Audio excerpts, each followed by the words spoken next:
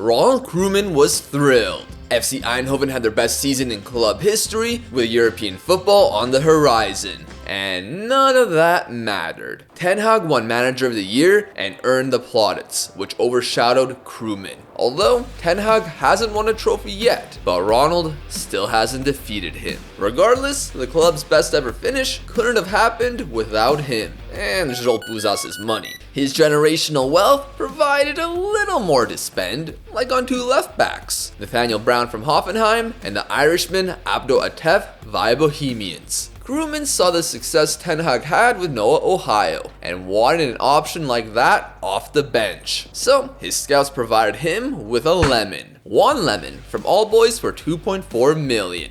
There was drama in the window, as goalkeeper Joachim Olsrud left for Juventus via his release clause. He'd be replaced by Inter's Luis Babatz for half the price. Signing depth options in midfield was crucial too, which included the loan of Tom Bischoff. Finally, with European football, Eindhoven needed to worry about registration rules. Verlat is the only useful player homegrown at the club. That was until his former friend Ayatalia returned on loan from Toulouse. Qualification for the UEFA Conference League was a breeze, as would be the start of the Eredivisie campaign. They'd win their 5 opening games, as the partnership of Ian Verlat and Hershey looked strong, especially the latter, who scored 9. Results would fizzle out with a loss to AZ and a draw to Willem II. FC Eindhoven still lacks experience, as bad results will occur. Still, when there was a big home game, the team was up for it, like for the Eindhoven Derby. PSV vastly altered their side. Lots of new faces can take time to adjust to one another, or maybe not. A rough start, but Hershey would use his poacher instinct 6 minutes later to equalize. Not long later, Babatz grabbed a cross, but felt pain in his arm and required a sub. It turned out to be a fractured wrist. His replacement was Michael Verrips, and the Dutchman didn't need to do anything. Eindhoven's high press led to a poor goal kick from Walter Benitez, and with the triangle combinations of the strikers and attacking midfielder, Brett Nguyen found the winner. FC Eindhoven's first competitive win over PSV since 1954. The 2 goal scorers would each find another in a victory over Volendam. Last season, Brett Nguyen received the Eredivisie Best Young Player of the Year, and at the end of 2027, he'd shocked the European awards and collected the European Golden Boy. An incredible year for the kid, and the team in general. They were in a 3-way tie for first place, and next up was Chrooman's nemesis. Ten Hag's FC Utrecht took a step back with an increased European schedule. It's not like Chrooman cared. Rough shape or not, he wanted one thing. The starting 11 was similar to most fixtures outside of the keeper. Brown and Ponti as the fullbacks, Patrick Petta paired with the Croatian Nenad Eller, a midfield trio of Sergio Gonzalez at anchor, Carlos Reyes at midsala, and Danny Heisman as the advanced playmaker. The attacking trio was of course Brett Nguyen, Hershey, and Talea. Verlat was on the bench, but not because of his dry run of goals. He just wasn't fit to start, and Talea showed promise in the Conference League. Nevertheless, could the home side deal with Noah Ohio? It was Eindhoven with a strong start. Mateo Ponte receives it from Sergio Gonzalez, and the Uruguayan sprints by the back line and smashes it in. The fans went crazy, especially the ones with Chrooman wigs. Their delight continued half an hour in, as Nguyen found space and made it 2-0. Eindhoven dominated, and Ten Hag had no answers. Patrick Petta headed in a third, and Chrooman finally got a victory over Eric, now with a record of 1-1-1. Following the team's jubilation was the Conference League. The league stage of the competition has 6 games to be played, unlike the 2 stronger tournaments. Finish in the top 8 and you qualify for the round of 16. Place in 9th to 24th and you go to the playoff round, which requires a victory over 2 legs to reach the proper knockouts. So far, Eindhoven won a match and barely got a draw to Finnish club HJK. Real Sociedad were the next opponents, which was a huge deal. Chrooman faced them when he was Ten Hag's ass man, and since then, 7th place was their worst ever finish, which is why they're here. The Reds like Takefusa Kubo had them perceived as a good overall squad, but the home side failed to make an impact. Eindhoven won the ball in the middle of the pitch, where a counter led to a pass tackled off Nguyen. However, the loose ball rolled to Ponte, and he decided to have a crack with his weak foot.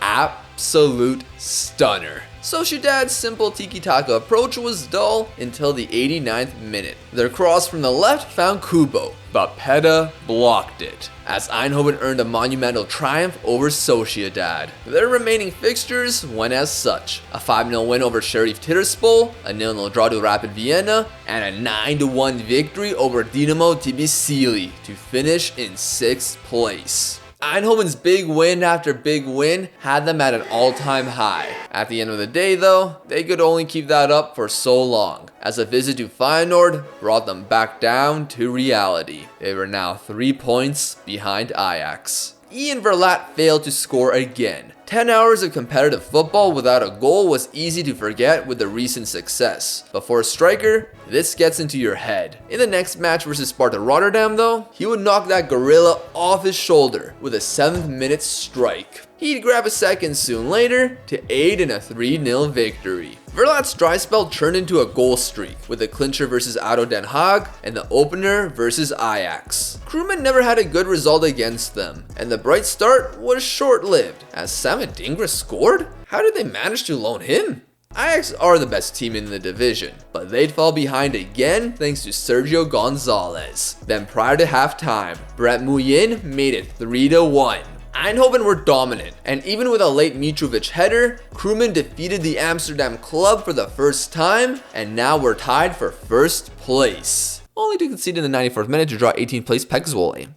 Through their success, it's easy to forget about Erik ten Hag. Placed in 11th, Chrooman cared less and less about the bald Dutchman. On December 5th, the attention was on him, as after a 3-0 loss to Feyenoord, FC Utrecht announced his departure. Erik ten Hag has been sacked. Chrooman celebrated in the streets of Eindhoven, launching fireworks and popping champagne. Not only has Erik taken a reputation hit, but Chrooman was on the up and could easily surpass what he did.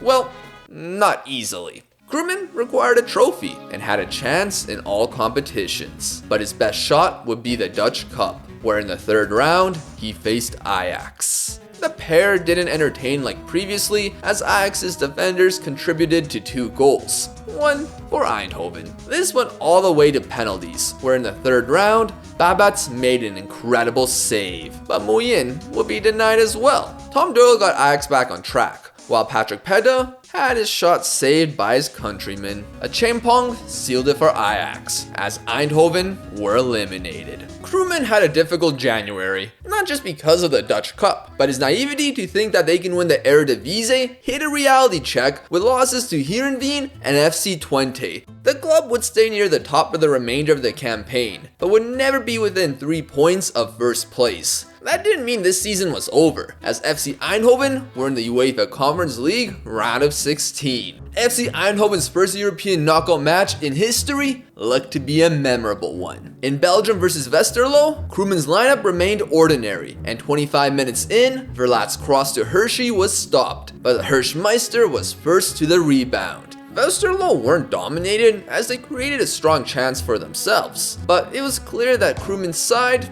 looked better. Before the hour mark, Ian Verlaat doubled the lead. Not long later, the ref awarded a penalty and Ian Verlaat again added. The 3-goal gap would be enough, as despite losing the second leg, FC Eindhoven moved on to the quarterfinals. At the quarter and semi-final draw, Feyenoord were a possible opponent and had a great season with Christian Iltzer's formation, which was the exact same as Chrooman's. They defeated the respectable FC Michelin in the playoffs and handled Sturm Graz in the round of 16, who were one of the 2 perfect sides. Unfortunately, the 2 wouldn't face off. Feyenoord got an easy draw, as they faced a club from Slovakia.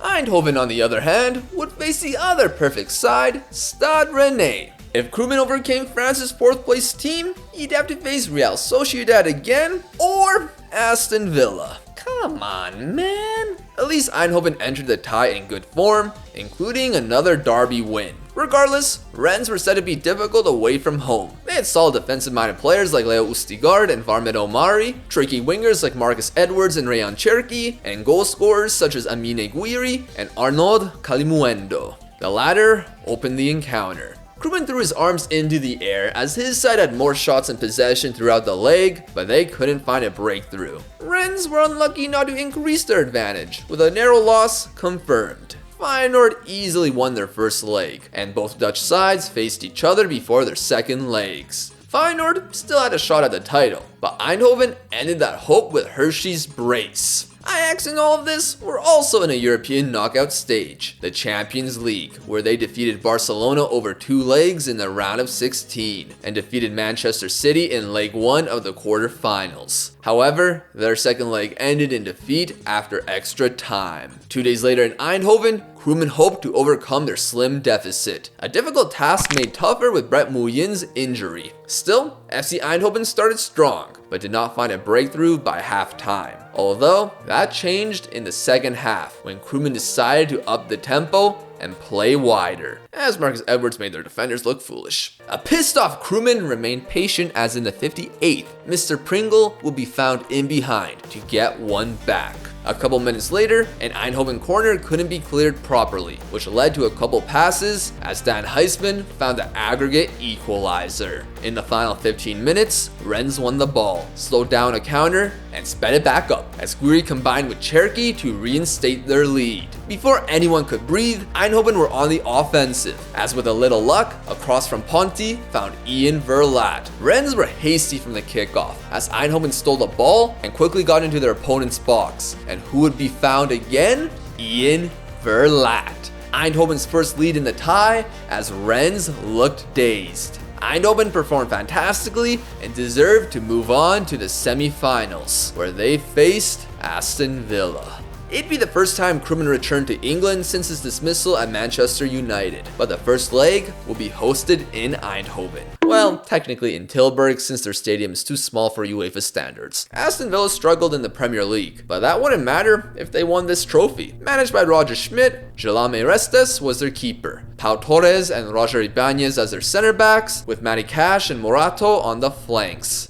McGinn and Onana partnered in the midfield, with Ian Matson and Anand Kaleli as wingers. Up top, it was Rikarlison and Tammy Abraham. Chrooman meanwhile had to deal with the injuries of Muyin and Tom Bischoff, who became an important player. That meant the midfield options off the bench weren't fit or were non-existent. The action was limited for the first half, with Villa close from corners, but before halftime, Ibanez's touch was messy, and Hershey's press saw the ball roll perfectly to Verlat, and before he could shoot, he was taken down in the box. Verlat had been the penalty taker, but after his miss in a 0-0 draw to Willem II, Chrooman gave that honor to Sergio Gonzalez. A surprising lead into halftime, but the half wasn't done yet, as a minute later, Eindhoven would win the ball back, and Ian Verlat would impact the game again, as he'd put in a cross to Mr. Pringle, who made it 2-0. Villa would take it to another level after the interval, as mistakes began to occur and more chances for the villains. Still, they were denied multiple times, but Chrooman knew they couldn't keep a clean sheet for much longer. He just didn't think it'd be a gift. A brutal way to concede, but in the 78th minute, Eindhoven kept attacking, and a cross from Brown landed on Hershey's head to restore the 2-goal lead. Villa were determined to close the gap, as Matson's chance was a close call, but on the subsequent corner, Tielemans found just enough space to score. Chrooman was set for a more cautious approach, but he cancelled those plans thinking a 1-goal lead wasn't enough. 5 minutes before the 90th, a hopeful ball from Elder reached Ian Verlat, and he found the back of the net. The only question was whether it was onside, and VAR confirmed it. Eindhoven held on for a memorable 4-2 victory. It's a great advantage to have, but Villa can be a strong side at home, as 3 weeks prior, they defeated Real Sociedad 3-0. Meanwhile, Feyenoord's 2-2 draw at Hoffenheim meant an all-Dutch final could be 90 minutes away. At Villa Park, the lineups were similar on both ends, but could this young Eindhoven side handle the pressure? An Aston Villa free kick in the 9th minute would be scored by Onana. Tammy Abraham has scored. The tie has been equalized within 10 minutes. Aston Villa have overturned the tie in 12 minutes. Clearly, FC Eindhoven were not ready for this big stage, as in the second half, Rikarlison found the fourth, leaving Chrooman with no answers. The players who performed incredibly in Leg 1 couldn't match that away from home. And with few options off the bench that could make an impact, it was Aston Villa who reached the Conference League final. Would they face Feyenoord?